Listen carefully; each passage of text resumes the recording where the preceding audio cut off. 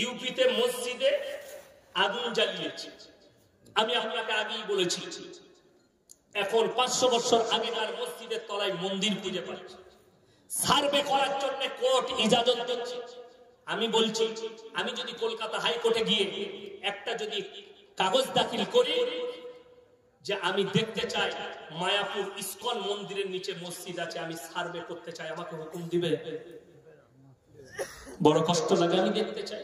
আমি যদি বলি মুখ্যমন্ত্রীর কালীঘাটের বাড়ির নিচে মসজিদ আছে, আমাকে কি সার্ভে করতে দিবে? আমরাও তো দাবি করতে পারি, এগুলো ফুজুল দাবি। আর ভারতে এক শ্রেণীর উস্কানি দিচ্ছে, আর এর পেছনে আরএসএস এর একটা বড় অংশ হাত রেখেছে যে উস্কানি দাও আর এই ভারতের মধ্যে হিন্দু মুসলিম দাঙ্গা লাগাও। কিন্তু ইনশাআল্লাহ পশ্চিমবঙ্গের হিন্দু মুসলিম আমরা ভাই ভাই, আমরা পড়েছি, আমরা এক বিনতে দুইটি কুসুম হিন্দু মুসলমান। আমরা পড়েছি বন্দে আলমিয়ার লেখা, আমাদের ছোট গায়ে ছোট ছোট ঘর থাকি, সেটা সবে মেলে নাহি কেউ পর, পাড়ার সকল ছেলে মোরা ভাই ভাই, একসাথে খেলি আর পাঠশালায় যাই। বিশ্বাস করবেন না, আমি যখন স্কুলে পড়ি, আমার একজন এক টেবিলের ক্লাস ফ্রেন্ড আছে, তার নাম হচ্ছে সুনীল দাস। কি বললাম? সুনীল দাস। এখন ফুচকা বিক্রি করে, মাদ্রাসাটা পেরিয়ে গিয়ে রোডের সাইডে। আমি যখন বাড়ি থেকে আসি, বিকাল বেলায় জলসায় বের হয়, হেঁটে আসি, তখন আমাকে কি বলে জানেন? হুজুর একটা বিসমিল্লাহ করে যান, বন্ধুত্ব আছে, মহব্বত আছে। করোনার সময় 400 ফ্যামিলির কাছে খাবার পৌঁছেছিলাম আমার গ্রামে। আমি সর্বপ্রথম লিস্ট যাদের করেছি ওই দাস এবং বাগদিদের করেছি, এদের কাছে আগে পৌঁছাও, এরা আমার কাছে সংখ্যালঘু।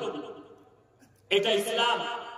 রাসূল আকরাম সাল্লাল্লাহু আলাইহি সাল্লামের হাদিস, তোমরা দেখো না তোমার বাড়ির পাশে কে বসবাস করছে, সে হিন্দু হোক, দলিত হোক, আদিবাসী হোক, খ্রিস্টান হোক, যে ধর্মেরই হোক, সে ক্ষুধার্ত হলে খাবার দাও, বস্ত্রহীন হলে বস্ত্র দাও, বিপদে পড়লে পাশে দাঁড়াও। এইটাই হচ্ছে ইসলাম। জোরে বলুন সুবহানাল্লাহ। তো আপনারা বেশি খান, যত মোদি বলছে সারে গায় তো মুর্শিদাবাদ वाले खा लेते, আর তোমাদের বলার আওয়াজ নাই। জোরে বলুন নারায়ে তাকবীর। আরে মোবাইলে আওয়াজটা যা, হিমন্ত বাবু একটু শুনুক। কি বললেন? অনেকজন স্বপ্ন দেখেছে একটু যদি সুযোগ পায় এই মৌলবীকে একবার দেখবো, জেলের কুঠরিতে ভরবো। इंशाअल्लाह तुम जो ख्वाब देख रहे हो ये तुम्हारा पूरी होने वाला नहीं है, मैं नहीं कह रहा हूं। হাইকোর্টের একজন উকিল, তার নাম হচ্ছে আফজল বাবু, কিছুদিন আগে সে আমার বিরুদ্ধে বলেছিল। এখন দেখছি তিনি মিডিয়ার সামনে বলেছে, ওই শুভেন্দু অধিকারী আমার চোখের সামনে মেদিনীপুরে 3 বাটি মাংস খেয়েছে গরু। আমি বলিনি, আমি জানিও না, আমি মোবাইলে আস্তে আস্তে দেখলাম। আচ্ছা, বড়ি দুঃখ কি বাত है, আমাদের মুখ্যমন্ত্রী, আমি শুনেলেন, কোন রাজনৈতিক ব্যক্তিত্ব নয়, আমার বয়ান দেখবেন, আমি ফিরহাদ হাকিমের বিরুদ্ধেও বলেছি, নুসরত জাহানের বিরুদ্ধেও বলেছি, যারা ইসলামের বিরুদ্ধে কথা বলে সে যে দলেরই হোক তার বিরুদ্ধেও বলেছি।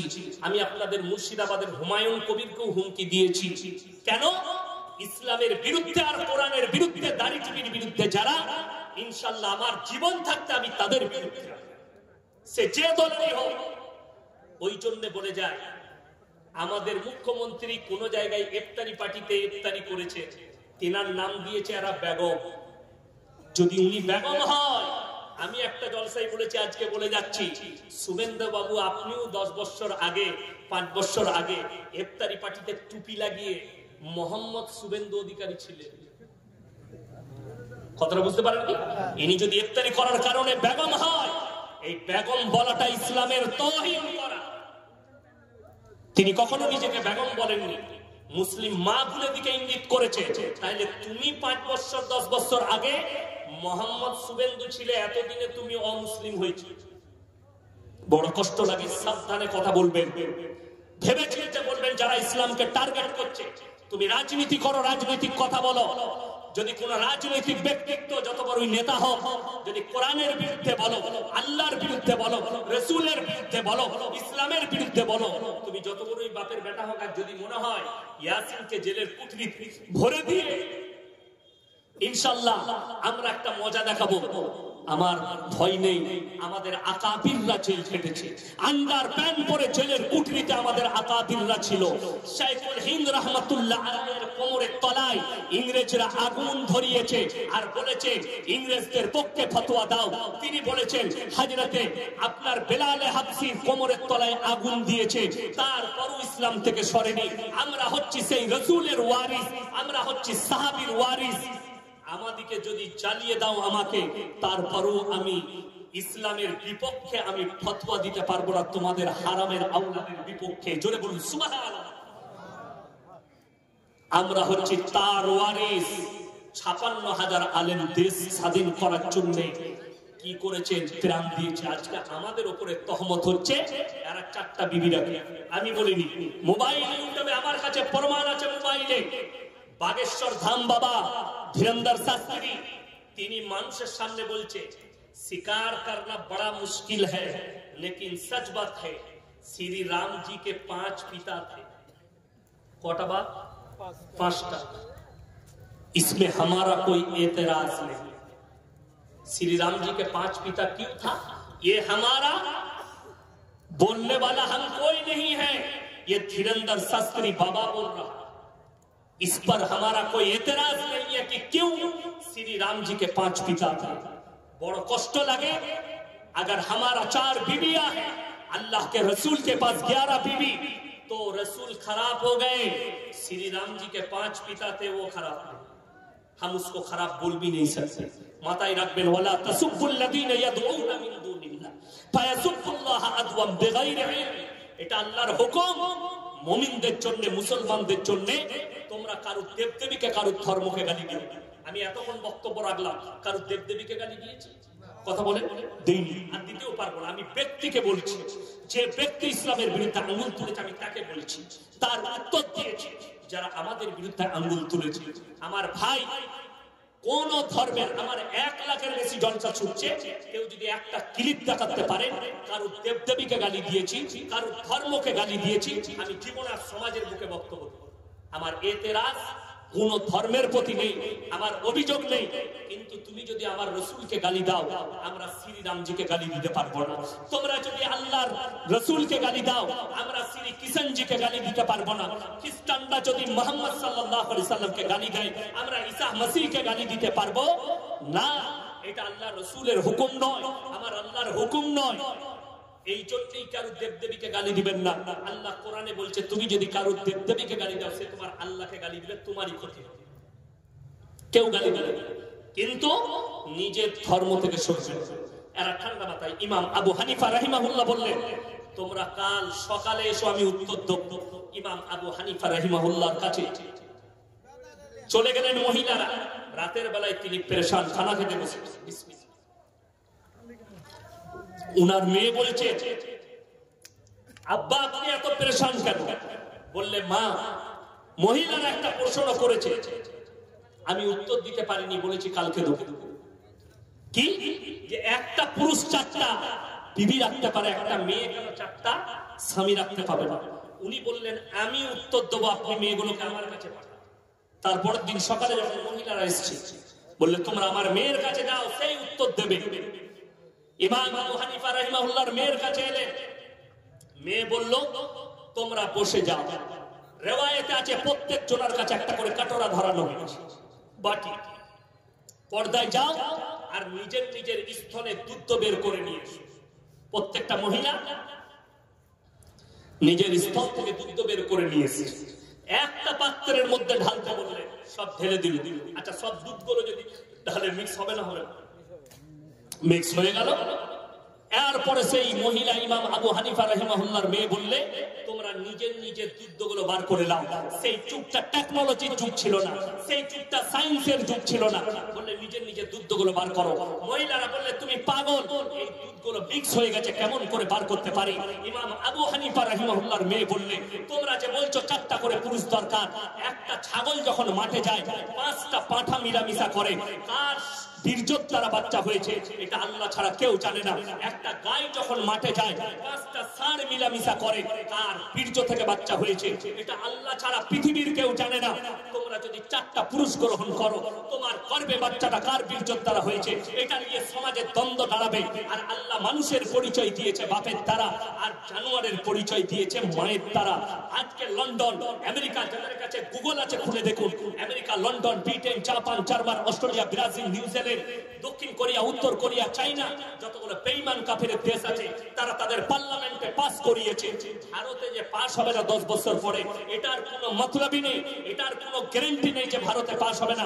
যেখানে সমকামী পাস হয়ে গেছে, যেখানে পরকীয়া লিগ্যাল হয়ে গেছে, সেখানে এটাও পাস হতে দেরি নেই। তারা পাস করিয়েছে যে কেউ যদি চায় নিজের মায়ের পরিচয়েও বাঁচতে পারবে। তার একটা দলিল দিই। 1 মাস আগে একটা ফুটবল প্লেয়ার, দামি, যদিও তার নামটা জানি না, বর্তমান যুগের ফুটবল প্লেয়ার, তার গার্লফ্রেন্ডের প্রেগনেন্ট, পেটের ছবিটা দিয়েছে সে যে আমি প্রেগনেন্ট ফেসবুকে। তার বয়ফ্রেন্ড ওই ফুটবলার যখন দেখেছে আমার গার্লফ্রেন্ড প্রেগনেন্ট, সে তখন পোস্ট করেছে সন্তান হলে এই নামটা রাখবো। এই মেয়েটা দ্বিতীয়বার পোস্ট করছে তোমার সঙ্গে আমার রিলেশনশিপটা ঝগড়া হওয়ার পরে আমি অন্য জনের সঙ্গে মিলামিশা করেছি, আমার সেই বয়ফ্রেন্ডের ছেলে, এটা তোমার নয়। নাউজুবিল্লাহ বলে। এই বাচ্চাটা হালাল না হারাম? হারাম। গুগল খুলে দেখলেন পৃথিবীর ফুটবল সম্রাট, তার নাম হচ্ছে দিয়েগো মারাদোনা, ফুটবল সম্রাট বলা হয়। সে যখন বিয়ে করতে গেছে তার 9 বছরের মেয়েকে নিয়ে তার মাকে বিয়ে করতে গেছে। মানে বিয়ের 9 বছর আগে তার মা ছিল গার্লফ্রেন্ড, বাচ্চা হয়েছে, তাদের সব ঠিকঠাক হয়ে গেছে যে হ্যাঁ আমরা বিয়ে করতে পারবো, চলা যাবে, চলে যাবে। বড় কষ্ট লাগে। আজকে তো ওই যুগটাই আমাদের যুবক যুবতীরা চাইছে। এইভাবে হারাম সন্তানগুলো প্রমোট হবে। আমাদের যে ছেলেরা কলেজ ইউনিভার্সিটি পড়াশোনা করছে, এরা এখন বলছে এই মৌলবীদের দ্বারা বিয়ে করা যাবে না, রিলেশনশিপে থাকবো। যদি আমাদের মনে হয় 1 বছর থাকার পরে জিনা করব, যদি মনে হয় এই মেয়েটার সঙ্গে আমার ঘর করা যাবে, তবে বিয়ে করব। আর সেই সময় যদি বাচ্চা প্রসব হয়ে যায়, ওই বাচ্চাটা মায়ের পরিচয়ে থাকবে, যদি বাপের সাথে সম্পর্ক না। আল্লাহর কসম করে বলে যাচ্ছি, আল্লাহর কসম খেয়ে বলছি, আল্লাহর কসম খেয়ে বলছি, কিয়ামতের সকাল পর্যন্ত এগুলো হারাম আওলা। আজকে আমাদের সমাজে দ্রুত গতিতে যেটা ছুটে এসছে যে পাপটা, সেটার নাম পরকীয়া। স্বামী সৌদি আরবে থাকে, স্বামী রিয়াদে থাকে, স্বামী কাতারে থাকে, কুয়েতে থাকে, স্ত্রী পরকীয়ায় জড়িত। অনেক চোর স্বামী ছাড় দেয়নি, বউ নিয়ে পালিয়ে গেছে, লোকের বউ নিয়ে পালিয়ে ঘর করছে। জেনে রেখে দেবে, আগের স্বামী যদি তালাক না দেয়, ইদ্যত পালন না করে, সেই মেয়েটা যদি গোটা পৃথিবীর কাবা ঘরের ইমাম এসে নিকাহ পড়ায়, আল্লাহর কসম করে বলছি নিকাহ হবে না। যতদিন থাকবে জিনা করা হবে, যতগুলো বাচ্চা পয়দা হবে হারাম আওলাদ। আজকে সমাজ ওটাই প্রমোট করছে, পরকীয়া। হ্যাঁ, যদি তোমার মনে হয় এই স্বামীর সঙ্গে আমার ঘর করা যাবে না, স্বামী তালাক দিচ্ছে না অথচ তোমার উপরে অত্যাচার করছে, আপনাকে ইমারতে শরিয়া, মুর্শিদাবাদে যেখানে ইমারতে শরিয়া আছে যে মাদ্রাসা, সেখানে যেতে হবে। সেখান থেকে খোলা তালাকের একটা সিস্টেম আছে, সেই সিস্টেমেটিক্যালি আপনি তালাক নেবেন, তবে তালাক হবে।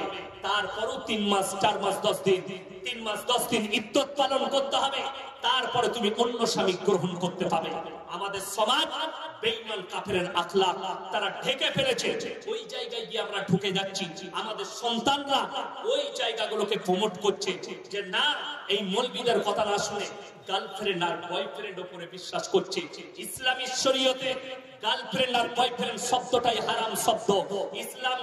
ইসলামে কেউ যদি মনে করে রিলেশনে থাকবো, এটা হারাম সম্পর্ক, এটা লিখে নিয়ে যান কাগজ থাকে। তা কোন মৌলবি আর মুফতি যদি বলে দেয় যে এটা হালাল সম্পর্ক, আমি আর জীবনে সমাজের মুখে বক্তব্য